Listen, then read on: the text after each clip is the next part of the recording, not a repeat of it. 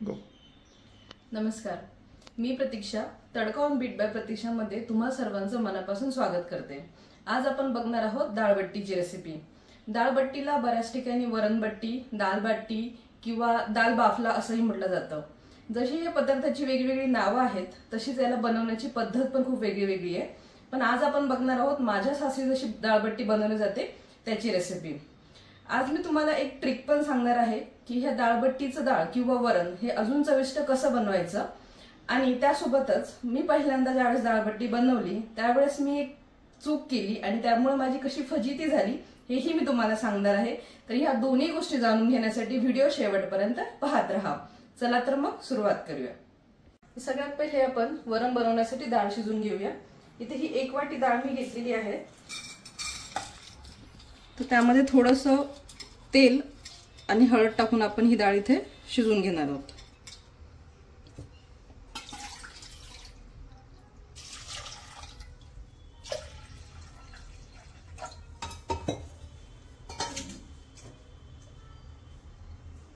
थोडीशी हळद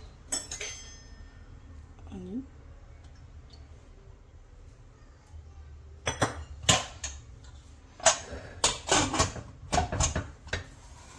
आता आपण बट्टी तयार करण्यासाठी लागणारं पीठ मळून घेऊया. बऱ्याच ठिकाणी हे पीठ करताना त्यामध्ये गहू आणि रवा वापरला जातो, बट आमच्याकडे आम्ही गहू, त्याच्यामध्ये मका आणि थोडीशी हरभऱ्याची डाळ हे वापरून पीठ घरच्या घरी तयार करतो. तर त्यासाठी 1 किलो गव्हाला मध्यम आकाराच्या वाटीमध्ये हरभरा डाळ आणि मका हा वापरलेला असतो. तर या पद्धतीने हे पीठ इथे मी 3 वाट्या पीठ आता घेतलेलं आहे. त्यामध्ये आपण टाकणार आहोत थोडंसं तेल. तर हे तेल व्यवस्थित पिठाला एकत्र करून घ्यायचंय. सगळं पीठ हे तेलामध्ये व्यवस्थित मिक्स करून घ्यायचंय.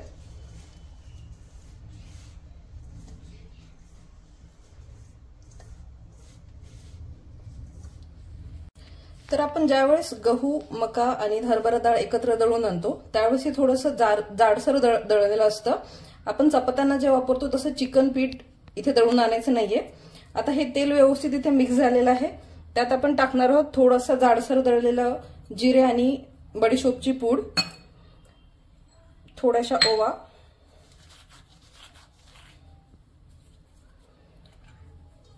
पाव ते अर्धा चम्मच खाण्याचा सोडा आणि चवीनुसार मीठ. तर हे सगळं छानसं एकत्र करून आता आपण हे मळून घेणार आहोत. तर ही पीठ थोडंसं सैलसरच आपण मळायचंय, जास्त घट्ट हे ठेवायचं नाहीये.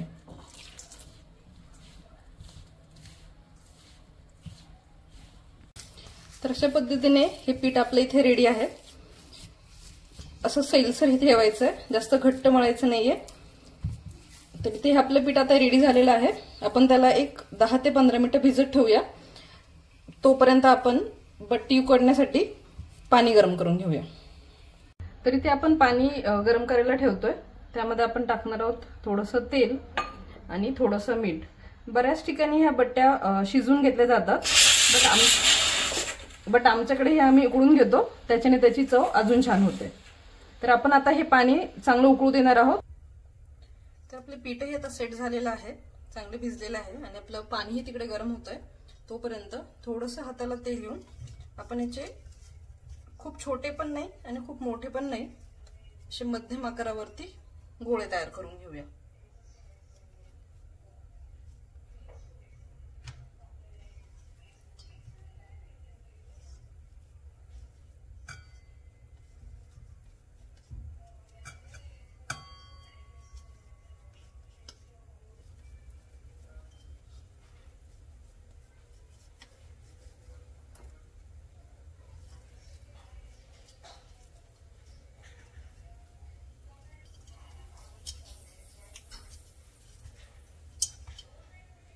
अशा पद्धतीने आपण हे सगळे गोळे इथे तयार करून घेतलेले आहेत.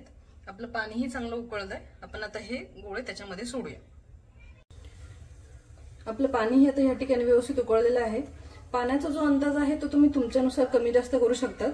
तुम्ही जेवढं पीठ घेतलंय, जेवढे गोळे तुमचे बनलेले आहेत ते ऍटलीस्ट या पाण्यामध्ये बुडतील अशा पद्धतीने तुम्ही पाणी इथे घेऊ शकता. पाणी हे व्यवस्थित उकळलेलं हवं. जर पाणी व्यवस्थित उकळलेलं नसेल, थोडंफार थंड असेल, तर आपण ज्यावेळेस हे गोळे टाकतो तर ते शिजताना त्याच्यामध्ये विरघळण्याची शक्यता असते. सो पाणी हे व्यवस्थित उकळलेलं असावं याची तुम्ही काळजी घ्या. तर आता याच्यामध्ये आपण हे गोळे सोडणार आहोत.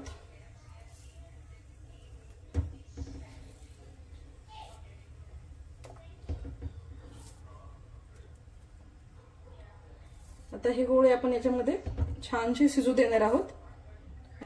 अशा पद्धतीने आपली बट्टी ही छानशी ती उकळते. तुम्ही बघू शकता सगळे गोळे हे वरती आलेले आहेत आणि आता हे व्यवस्थित उकळलेही जात आहेत, व्यवस्थित शिजले जात आहेत. तर आपण अजून एक 5 मिनिटं यांना शिजू देणार आहोत आणि मग नंतर चेक करू हे व्यवस्थित शिजले गेले आहेत की नाही असं. तर आपली बट्टी ही छानशी आता शिजलेली आहे. आपण चेक करून बघूया. तर तुम्ही बघू शकता याला चिटकत नाही, याचा अर्थ ती व्यवस्थित शिजलेली आहे. गॅस बंद करून ती आता आपण एका भांड्यामध्ये काढून घेऊया.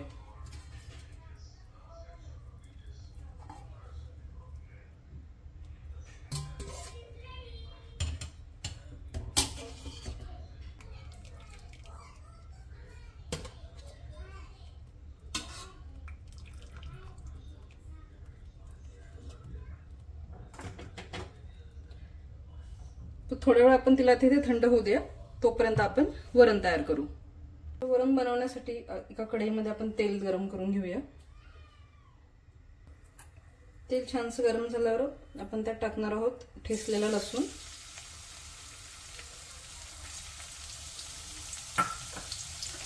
लसूण छानसं इथे परतून घ्यायचं आहे.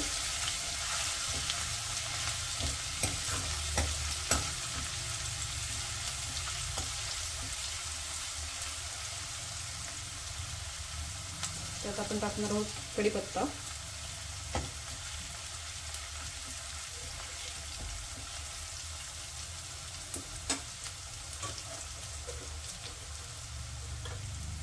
थोडंसं जिरे आणि मोहरी. हे सगळं छानसं फ्राय झाल्यानंतर त्यात आपण टाकणार आहोत टोमॅटो.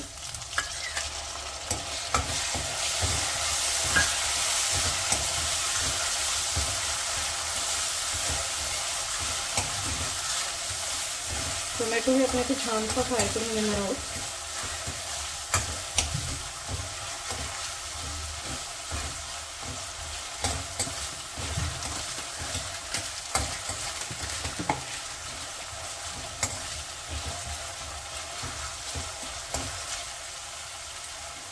टोमॅटो फ्राय झाल्यावर मग आपले मसाले.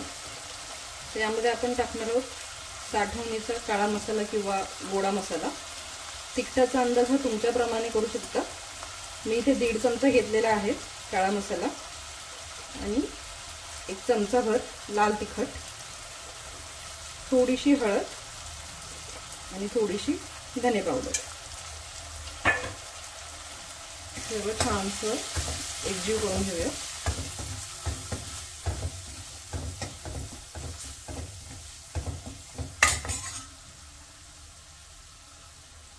थोडीशी कोथिंबीर. आता मी जसं म्हटले होते की वरण बनवण्यासाठी, वरण चविष्ट बनवण्यासाठी मी एक ट्रिक सांगणार आहे. तर आपण वरण ज्या वेळेस बनवतो त्यावेळेस बट्टी ज्या पाण्यामध्ये आपण उकळवली आहे किंवा शिजवली आहे तेच पाणी आपण वरण बनवताना इथे वापरणार आहोत. आपले साधे पाणी वापरायचं नाहीये. ते बट्टी शिजवलेले पाणीच वापरल्याने ते वरणाची टेस्ट अजून जास्त चांगली होते आणि मग ते बट्टी सोबत खाताना खूप छान लागते.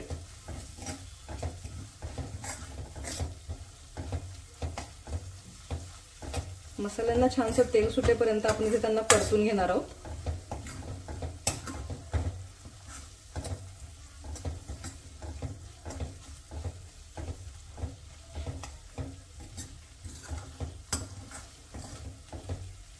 इथे छानसं तेलही सुटलेलं आहे. आपण आता त्यात टाकणार आहोत आपली डाळ.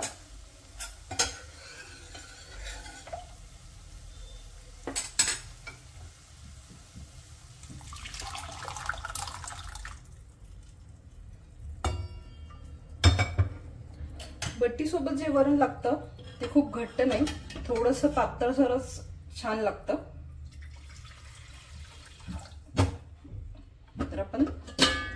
त्या अंदाजाने ते पॅन ऍड करणार आहोत.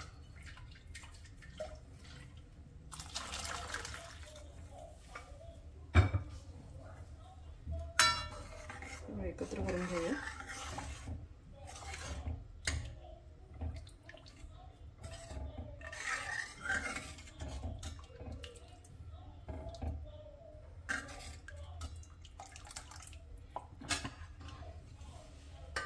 कन्सिस्टन्सी थोडीशी पातळ ही तुम्ही तुमच्या हिशोबाने करू शकतात.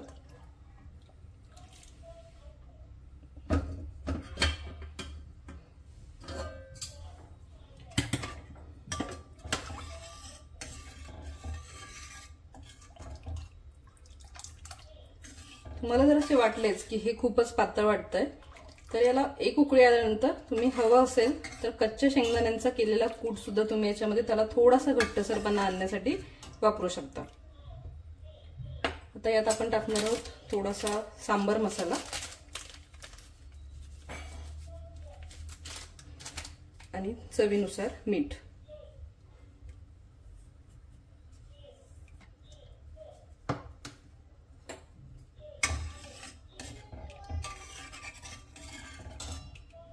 तर याला आपण छानसं मध्यम आचेवर याला उकळू देऊ. तोपर्यंत आपण आपल्या बट्ट्या तयार करून घेऊ. आता आपण इथे ही बट्टी कट करून घेऊया. तिकडे तेल तापण्यासाठी मी ठेवलेलं आहे. तरी बट्टी या ठिकाणी आपण अशी कट करून घेऊया. आकार तुम्ही तुमच्या साईज तुम्ही तुमच्या हिशोबाने करू शकतात. तुम्हाला किती जाडसर किंवा किती बारीक हवंय त्यानुसार. मी सजेस्ट करेल की तुम्ही हे तुकडे थोडेसे जाडसरच ठेवा, थोडे मोठ्या साईजमध्ये, जास्त बारीक कट करू नका. तर अशा पद्धतीने आपण इथे ही कट करून घेतलेली आहे. तुम्ही बघू शकता छानशी जाळीदार ती दिसतीये. तर ही एका प्लेटमध्ये काढून घेऊ. अशाच पद्धतीने इतरही आपण कट करून घेऊया.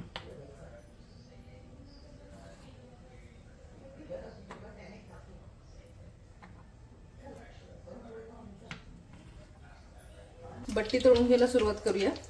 तेल व्यवस्थित तापले की नाही हे बघण्यासाठी मी एक थोडासा छोटासा तुकडा आधी सोडला होता. तर आपलं तेल हे व्यवस्थित आता गरम झालेलं आहे. तर आता आपण सगळ्या बट्ट्या याच्यामध्ये तळून घेऊया. मीडियम टू हाय फ्लेम वरतीच आपल्याला ह्या बट्ट्या तळून घ्यायच्या आहेत. लो फ्लेमवर तळल्यानंतर जेणेकरून ते जास्त तेल सोकणार नाही आणि सॉगी होणार नाही.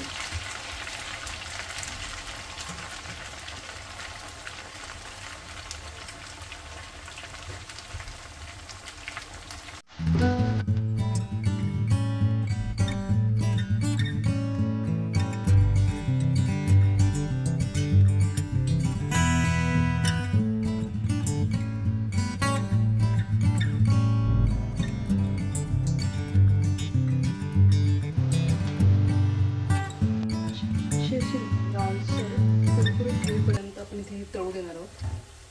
तुम्ही बघू शकता कसला घाना आपला हा तयार आहे तळून. त्याला आता आपण काढून घेऊया.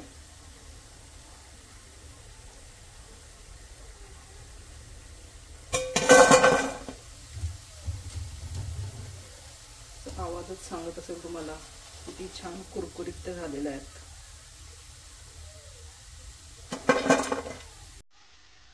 आणि मिक्स करून आपण टाकणार आहोत.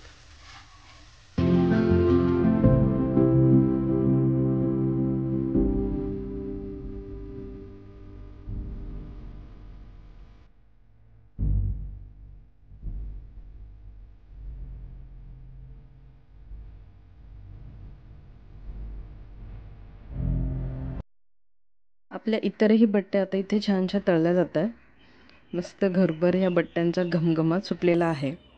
आणि त्या वासानेच एक बट्टी जोर आता आलेला आहे. इकडच्या तिकडच्या गप्पा मारून एक बट्टी घेऊन तो पळाला. आपल्या इतर बट्ट्या तळल्या जातात तोपर्यंत मी तुम्हाला माझ्यासोबतची एक गंमत सांगते. खरं तर बट्टी हा प्रकार माझ्या माहेरी होत नाही. तुम्ही शिकले सासरी येऊन. माझ्या सासूबाईंनी म्हणजे आमच्या मम्मींनी मला तो शिकवला म्हणजे मी बघितलं त्यांना करताना की त्या कसं करतायत आणि मला फुल कॉन्फिडन्स की आता मला हे जमणार. मग आम्ही नंतर पुण्यात आलो. मग एके दिवशी मी ठरवलं म्हणण्यापेक्षा मी बट्टी करायचा घाट घातला. बट्टी तर मला जमली छानशी, बट वरण करताना मी सगळं केलं आणि लक्षातच येत नव्हते की वरण एवढं पातळ का झालंय. शेवटी अखेर सासूबाईंना फोन केला की असं असं झालंय. मग बोलता बोलता त्यांना असं वाटतं, त्यांनाही माझा फुल कॉन्फिडन्स की मी डाळ तर शिजवलीच असेल. मग बोलता बोलता त्या मला बोलले की डाळ थोडी कमी झाली असेल त्याच्यामध्ये. आणि मग माझी ट्यूब पेटली की आपण डाळच शिजवलेली नाहीये. वरण केलं, वरणामध्ये डाळच नाहीये. आणि मग पुन्हा डाळ शिजवली, जे वरण किंवा जे पाणी तयार केलेलं होतं मसाल्याचं ते त्याच्यामध्ये टाकलं आणि फायनली ते वरण मी बनवलं. तर moral of the story is की एखादी नवीन गोष्ट ज्यावेळेस तुम्ही ट्राय करतात तेव्हा तुम्ही एक्सपर्ट सुपरविजन खाली करावी, म्हणजे माझ्यासारखी अशी फजिती होत नाही. आपल्या सगळ्या बट्ट्या ह्या तळून रेडी आहेत. आता आपण प्लेट तयार करून घेऊया. आपली प्लेट इथे सागर संगीत रेडी आहे. त्यावर फक्त कमी आहे ती गावरान तुपाची, जी आता आपण त्यावर छानसं टाकणार आहोत आणि इट्स डन. अशी आपली डाळबट्टी आता रेडी आहे. नक्की ट्राय करून बघा. रेसिपी आवडल्यास लाईक आणि कमेंट जरूर करा आणि चॅनलवर नवीन असाल आणि अशा नवनवीन रेसिपीजसाठी सबस्क्राईब नक्की करा. धन्यवाद.